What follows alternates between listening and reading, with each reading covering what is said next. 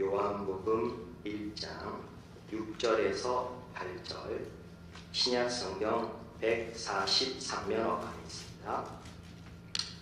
요한복음 1장 6절에서 8절까지의 말씀을 우리 한 목소리로 함께 읽도록 하겠습니다. 하나님께로부터 보내심을 받은 사람이 있으니 그의 이름은 요한이라. 그가 증언하러 왔으니 곧 빛에 대하여 증언하고 모든 사람이 자기로 말미암아 있게 하려 함이라. 그는 이 빛이 아니요 이 빛에 대하여 증언하러 온 자라. 아멘. 그런데 우리가 오늘 이 본문의 증언을 그냥 제가 초창기에도 말씀드렸다시피 성경을 덮어놓고 있는 것이 아니라 성경을 읽으면서 우리가 그 질문들이 생겨나야 하는 것입니다. 왜 그러냐면은 우리를 당혹하게 하는 그러한 증언이 있기 때문입니다. 바로 하나님께서 이 세례 요한을 보내시는데 그 보낸 자리에서 세례 요한이 바로 이 빛이신 예수 그리스도, 말하자면은 이 빛을 설명해야 한다는 사실 때문입니다. 우리가 그냥 성경을 나의 삶의 현실에 대입하지 않고 그냥 읽으면 빛을 증언하는 게 무슨 어때서 그거 이제 진리의 말씀이지 않느냐 이렇게 쉽게 넘어갈 수 있지만은 우리가 진지하게 이 성경을 읽으면은 이런 질문이 나와야 하는 것입니다. 빛이라는 것을 과연 여러분들 증언할 수 있을까요? 빛이라는 것을 설명할 수 있을까요? 빛이라는 것은 설명하는 어떤 대상이 아닌 것입니다. 빛이 뭐냐 이렇게 묻는 사람이 있다면은 그냥 그 사람한테 빛을 보여주면서 저걸 봐. 저게 빛이야. 저렇게 환하게 빛나고 저렇게 밝은 빛을 비추는 것. 저게 빛이야. 네가 보니까 알겠지. 라고 이렇게 보여주면 되는 것입니다. 그런데 세례 요한이 간 그 자리에서 세례 요한이 빛을 증언해야 하는 것. 빛을 설명해야 한다는 것은 말하자면은 그 자리가 바로 오늘 우리가 읽은 본문의 앞서에 나오는 어둠의 자리, 즉 보지 못하는 자들이 있는 자리이기 때문에 세례 요한은 빛을 설명해야만 하는 것입니다. 빛을 증언해야 하는 자리, 빛을 설명해야 하는 자리는 어떤 자리일까요? 그것은 참으로 어려운 자리일 것입니다. 왜 그러냐면은 우리는 빛을 봤기 때문에, 빛을 보고 빛이 어떤 것인지를 알기 때문에 상대방에게 빛을 묘사할 수 있을 것입니다. 그것은 밝은 색깔을 가지고 있는 것이고 노란색과 붉은색의 그런 어떤 강렬한 그러한 색깔을 나타낸다 이렇게 우리는 설명할 수 있을 것입니다. 그러나 보지 못하는 자들에게 과연 빛을 어떻게 설명할 수 있을까요? 우리가 예수를 믿고 세상 가운데서 발을 내딛고 이 빛을 증언하는 자로 오늘 세례 요한이 어둠 가운데 보내져서 빛을 증언해야 하는 그러한 사명처럼 우리 역시 그러한 자리로 이 세상, 동일하게 어둠이 있는 이 세상 가운데로 보냄을 받았습니다. 그 자리에서 우리가 예수를 믿는 사람으로서 산다는 것, 보지 못하는 사람들 앞에서 마치 빛을 설명해야 하는 것 같은 그러한 벽에 부딪히는 게 바로 우리의 현실인 것입니다. 그렇기 때문에 우리는 빛을 증언하는 삶, 빛을 보지 못하는 사람들에게 설명하는 것에 대해서 그저 어떤 정답을 말해주고 어떤 명제를 말해주고 말하자면 어떤 힘으로 그들에게 그냥 심판해버리는 것으로 끝내버리는 것 같습니다. 왜 그럴까요? 그렇게 하는 것이 편하기 때문인 것입니다. 자, 내가 지금 한국 사람이니까 그래도 3-4번은 너한테 설명을 해줄게. 빛이라는 건 노란색 색깔을 갖고 있는 거야. 빛이라는 건 굉장히 맑은 것이야. 빛이라는 것은 굉장히 강렬한 것이야. 자, 3번 설명해 줬으니까 못 알아듣는 건 그건 네 잘못이야 하고 우리는 이렇게 돌아서 버리는 것 같습니다. 우리가 예수님께서 요한복음 17장 18절에서 아버지께서 나를 세상에 보내신 것 같이 나도 그들을 세상에 보내었다라는 이 말씀을 깊이 묵상한다면 하나님 아버지께서 예수님을 이 세상에 보내신 방식대로 우리를 바로 이 어둠 가운데 흑암 가운데 그러한 방식으로 보냈다는 것입니다. 예수님께서 어떠한 방식으로 이 땅에 오셨습니까? 예수님께서 하나님이신 그 능력과 그 초월적인 그 힘, 심판자의 힘을 가지고 이 땅에 오신 것이 아닙니다. 우리를 구원하시기 위해서 낮고 낮은 이 자리에 바로 죄인의 몸을 입고 정복하고 군림하는 것이 아니고 섬기고 지고 결국 그렇게 십자가에 죽으시기 위한 그러한 방식으로 세상 가운데 오셨다는 것입니다. 그럼 마찬가지로 우리가 어둠 가운데 보내어졌다는 것은 그 어둠 속에서 우리가 그 어둠을 정복하거나 그 어둠을 심판하는 것이 아닌 바로 그 어둠 속에서 보지 못하는 자들에게 우리는 지고 섬기고 낮아지기 위한 목적으로 보냄을 받았다는 것을 우리는 기억해야 하는 것입니다. 이러한 목적으로 보내졌다는 것을 분명하게 말씀해 주는 것이 바로 창세기의 시작부터 그러합니다. 창세기 1장으로 가서 우리가 이것을 한번 확인해 보기를 원합니다. 창세기 1장 27절에서 28절의 말씀입니다. 창세기 1장 27절에서 28절입니다. 하나님이 자기 형상 곧 하나님의 형상대로 사람을 창조하시되 남자와 여자를 창조하시고 하나님이 그들에게 복을 주시며 하나님이 그들에게 이르시되 생육하고 번성하여 땅에 충만하라. 땅을 정복하라. 바다의 물고기와 하늘의 새와 땅에 움직이는 모든 생물을 다스리라 하시니라.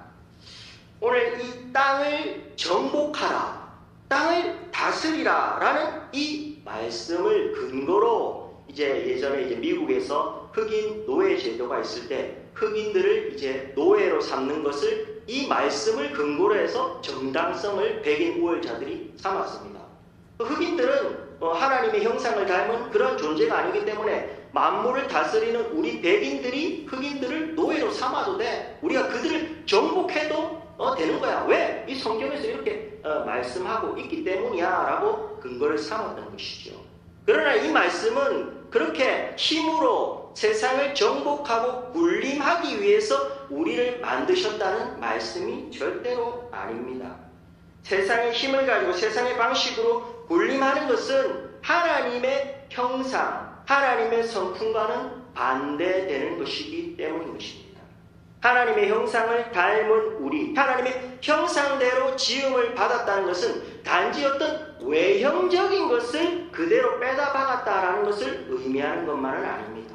바로 하나님께서 가지고 계신 것, 하나님 안에 계신 것, 하나님의 성품, 하나님의 의와 거룩과 진리와 사랑과 용서와 겸손, 그 모든 것이 하나님의 형상 그대로 우리 인간에게 담겨 있다라는 것을 의미하는 것이죠.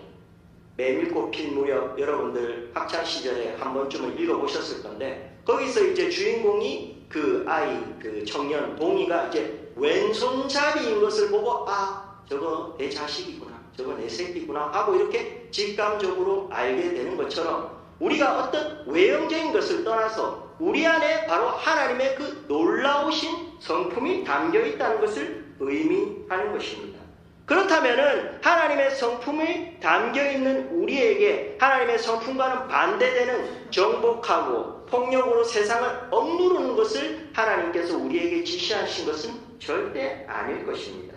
조금 더 뒤로 가셔서 2장 15절의 말씀을 보면은 그것을 우리는 분명하게 확인할 수 있습니다. 2장 15절입니다. 여호와 하나님이 그 사람을 이끌어 에덴 동산에 두어 그것을 경작하며 지키게 하시고, 예전에 개역 한글 성경, 예전 성경에서는 이것을 이제 다스린다, 이 경작한다는 말을 다스린다라고 번역을 했는데 이 개역 개정으로 바뀌면서 이제 경작하다라고 번역이 바뀌었습니다. 이게 훨씬 잘된 번역입니다.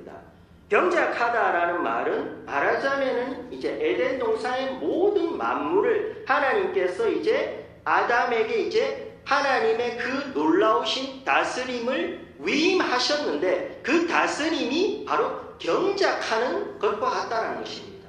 바로 농부가 그 모든 경작물을 이렇게 돌보는 것 같은 그러한 것을 의미하는 것입니다.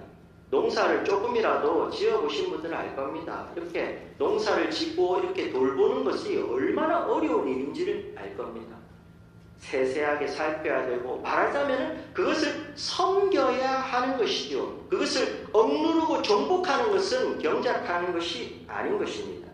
그러니까 앞서 말한 28절에서 말씀하시는 생육하고 번성하여 땅에 충만하라, 땅을 정복하라, 모든 생물을 다스리라 라고 하는 이 말씀은 다만 어떤 힘을 가져서 세상을 정복하고 너희가 그렇게 힘이 되는 자손, 사람의 수를 많이 낳아서 잘 먹고 잘 살아라, 이런 뜻이 아닌 것입니다.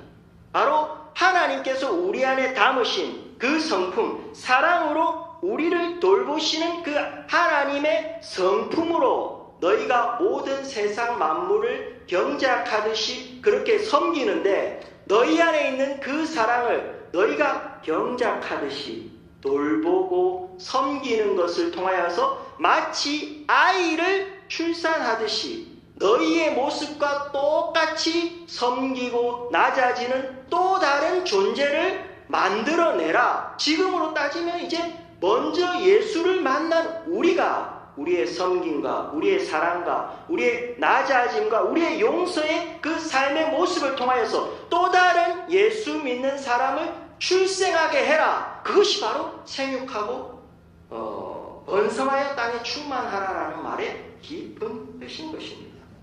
이처럼 오늘 우리가 세례 요한이 빛을 증명하는 것, 우리에게도 동일하게 말씀하시는 그 빛을 설명한다는 것은 예수 그리스도의 성품을 우리의 존재, 특별히 우리의 섬김, 우리의 낮아짐, 우리가 남의 짐을 지는 그것을 통하여서 다른 이들에게 보여주는 것을 말하는 것입니다. 그러나 앞서 말한 것처럼 우리는 이렇게 경작하는 일보다는 우리가 듣고 싶어하는 말은 바로 힘으로 억누르고 다스리는 일일 것입니다. 왜 그렇습니까? 섬기고 경작하고 남의 짐을 지는 것은 정말로 힘든 일이기 때문입니다. 제가 청년 때 처음에 이렇게 예수님 만나고 나서 저는 잘 안 가집니다. 청년이기 때문에 잘 안 가지만 어쩌다가 한 번씩 이렇게 구역 예배에 참석하게 되면은 구역 예배에서 이렇게 처음 오신 분들, 이런 새가족 분들도 있고 이러면은 자신의 삶을 나누지 않습니까? 그럼 이제 믿지 않는 남편이나 이런 분들의 문제에 대해서 이렇게 많은 고민들을 토로합니다. 그래서 참 갈등이 있다, 어렵다, 이런 얘기들을 하게 되죠. 그러면 그때 이상하게 꼭 어떤 정답을 탁 얘기하고 던져서 그냥 더 이상 그 사람이 얘기를 하지 못하도록 만드는 사람들이 있어요. 뭐라고 얘기합니까? 저는 그런 갈등이 있는 것이 이해가 되지 않는데요.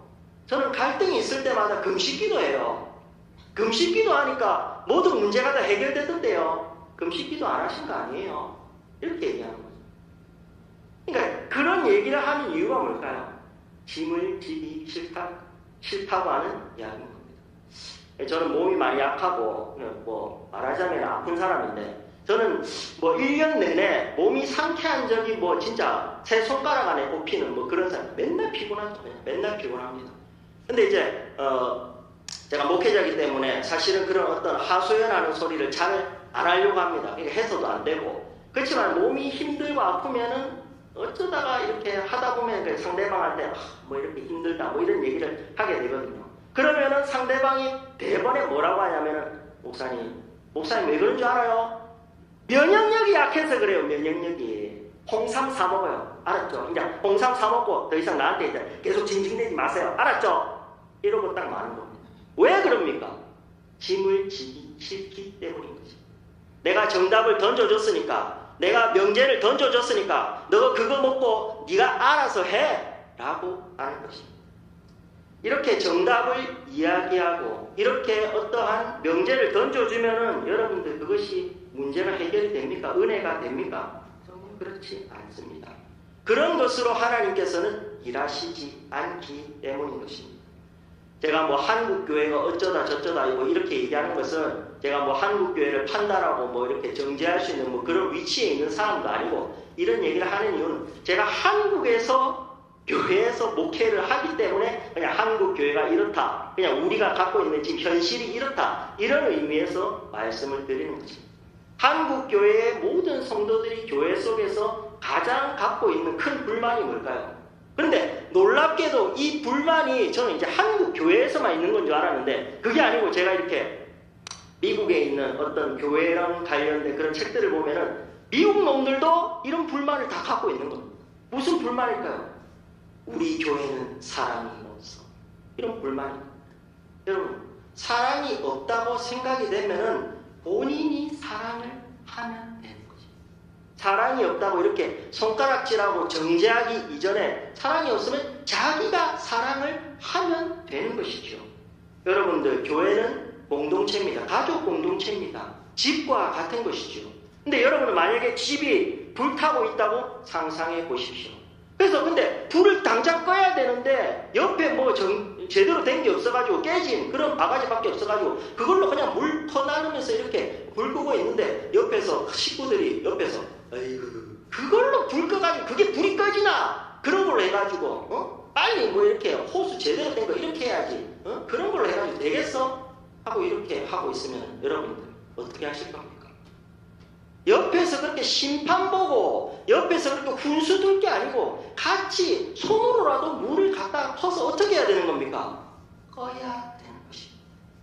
하나님께서 우리에게 빛을 증언하는 일, 빛을 설명하는 일로 세상에 보낸 것은 우리는 보고 있기 때문에 보지 못하는 그들에게 훈수 두고 심판 두고 그들에게 야 보이니까 왼쪽으로 가야 되는 거야. 왜 왼쪽으로 안 가고 오른쪽으로 가냐 이 바보 같은 놈들아 하고 정답 말하라고, 그렇게 이겨먹으라고, 그렇게 그들을 다스리고 정복하라고 보낸 것이 아닌 것입니다.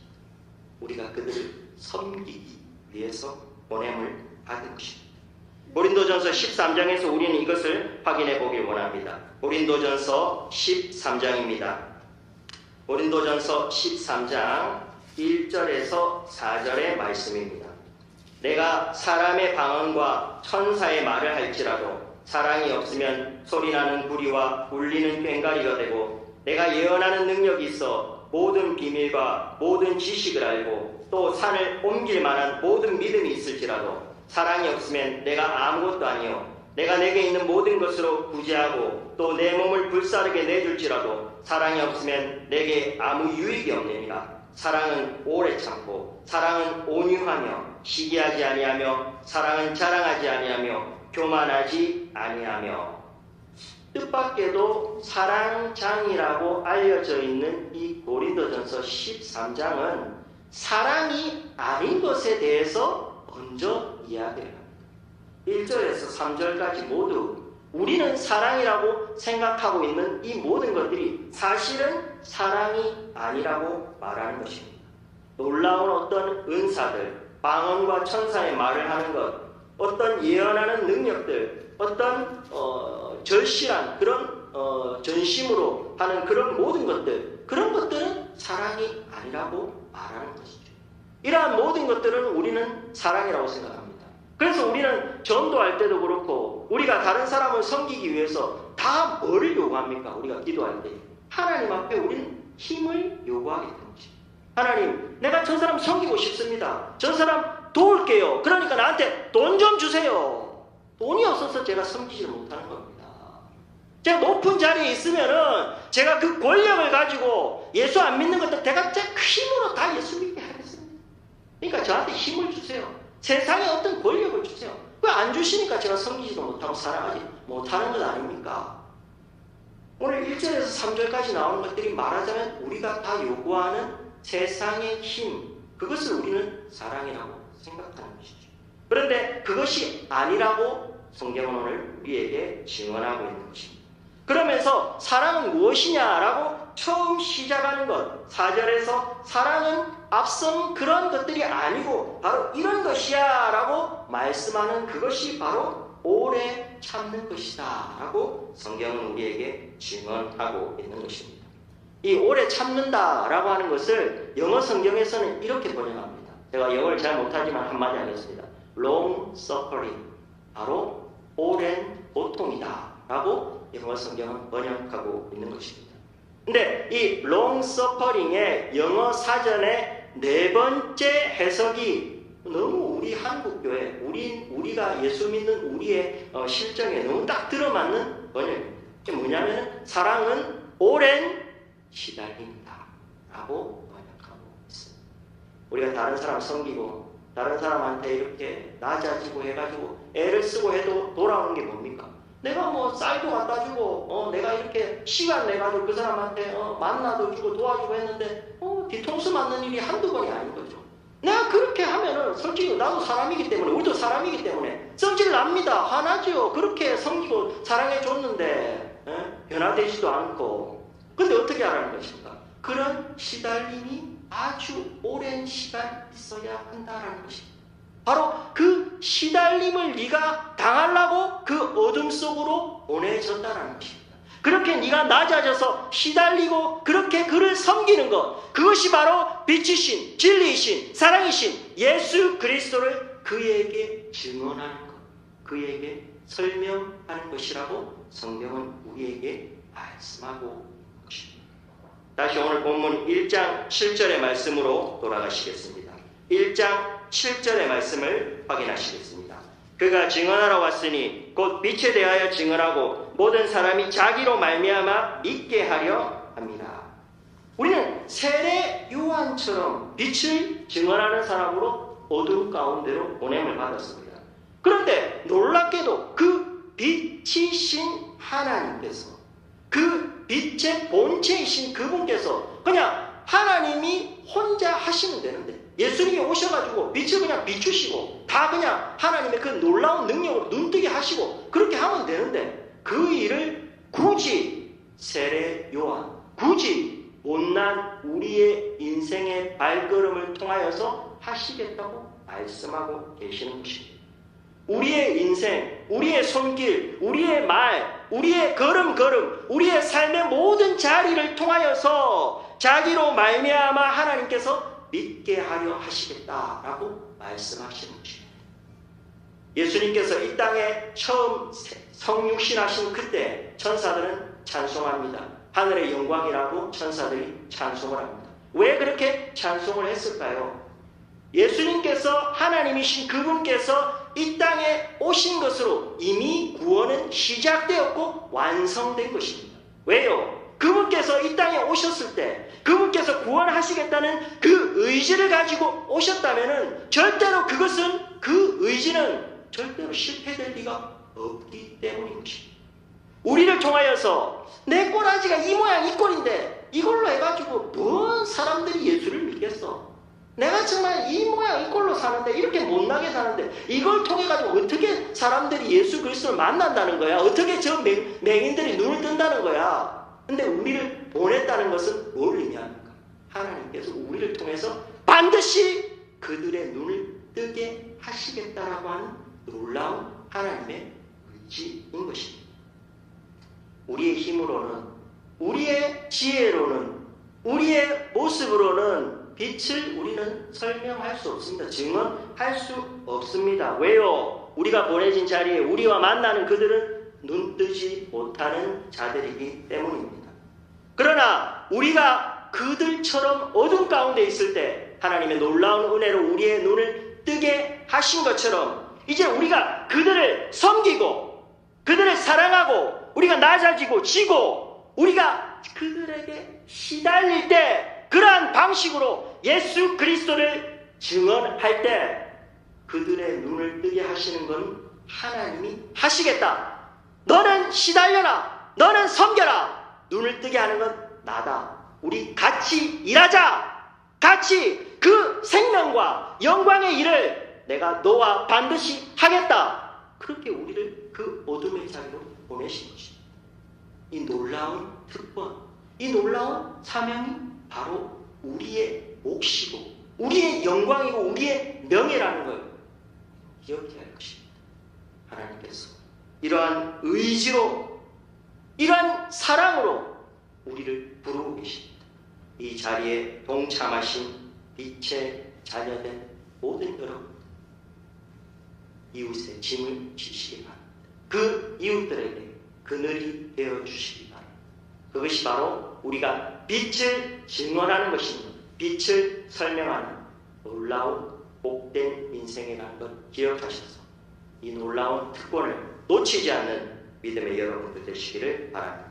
기도하겠습니다. 하나님 아버지 은혜를 감사합니다. 하나님께서는 예수님을 통하여서 빛의 영광이 무엇인지 우리에게 보이셨고 가르치셨습니다. 우리가 가진 그 영광, 생명, 자유, 사랑, 그것이 그 증거입니다. 이제 우리가 그렇게 하나님의 자녀가 되었으니 예수 그리스도를 보여주는 이 놀라운 영광과 명예를 우리의 자리에서 단 하나도 놓치지 않고 우리의 걸음걸음을 통하여 증거하는 복된 삶이 되게 도와 주시옵소서. 예수님 이름으로 기도합니다.